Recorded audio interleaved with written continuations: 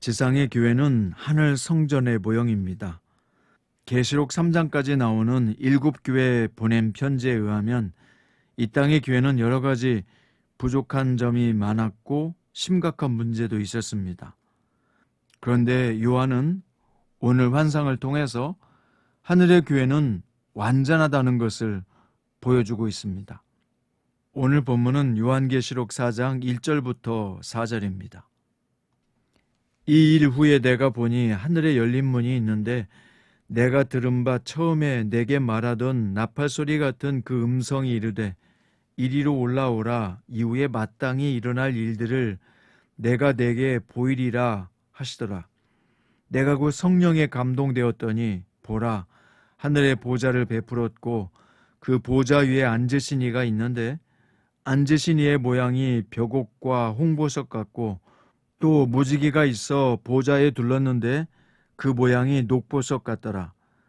또 보좌에 둘려 24 보좌들이 있고 그 보좌들 위에 24 장로들이 흰옷을 입고 머리에 금관을 쓰고 앉았더라. 아멘. 오늘 말씀의 제목은 교회는 하늘 성전의 모형이다 입니다.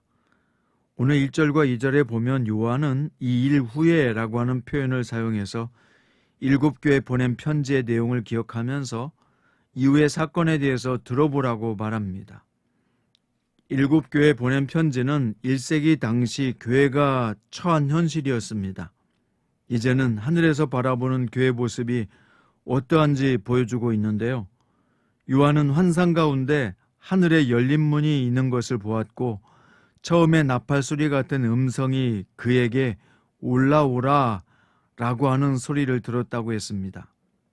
이 나팔 소리 같은 음성을 들은 이후에 요한은 성령에 감동되었습니다.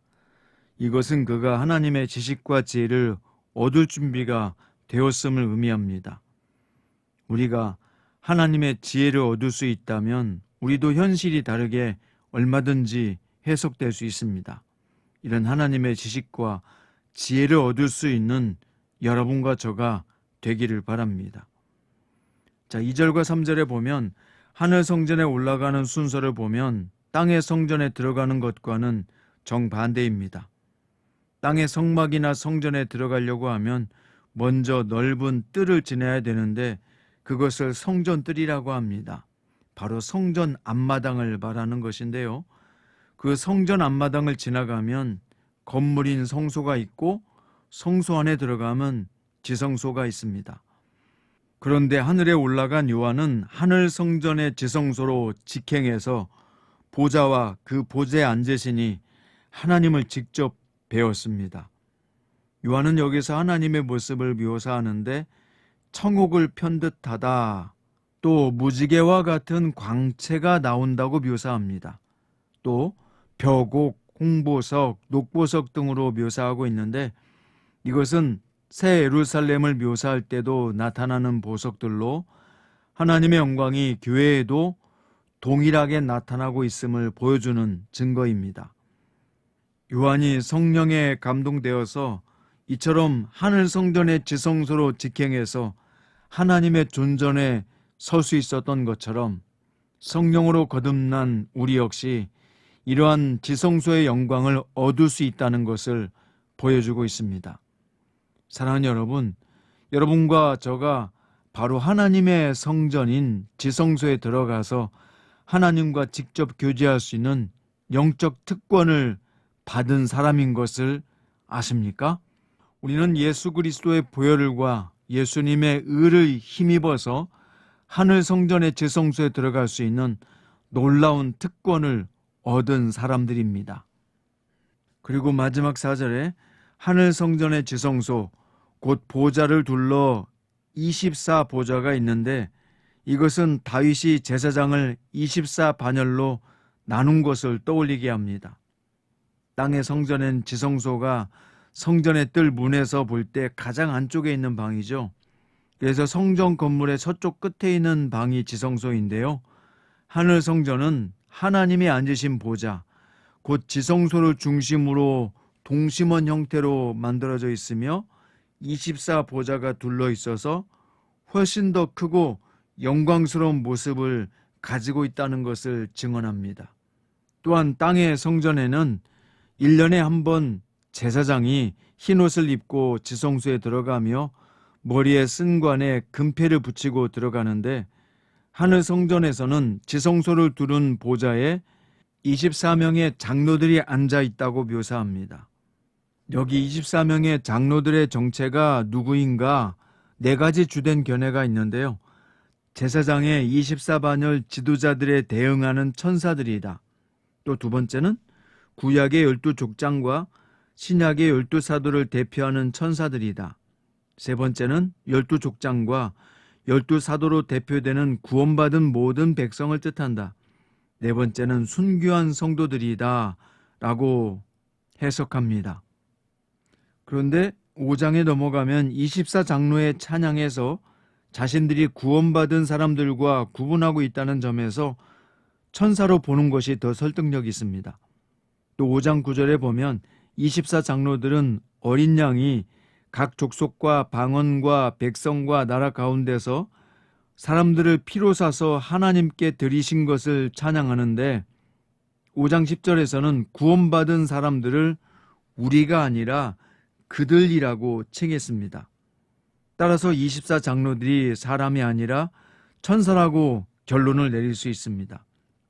요한계시록 전체로 볼 때 24라는 숫자가 12족장과 12사도를 가리키는 상징적인 숫자로 자주 언급된 점을 근거로 해서 볼 때 24장로를 구원받은 백성을 대표하는 천사들로 해석하는 것이 바람직하다고 봅니다.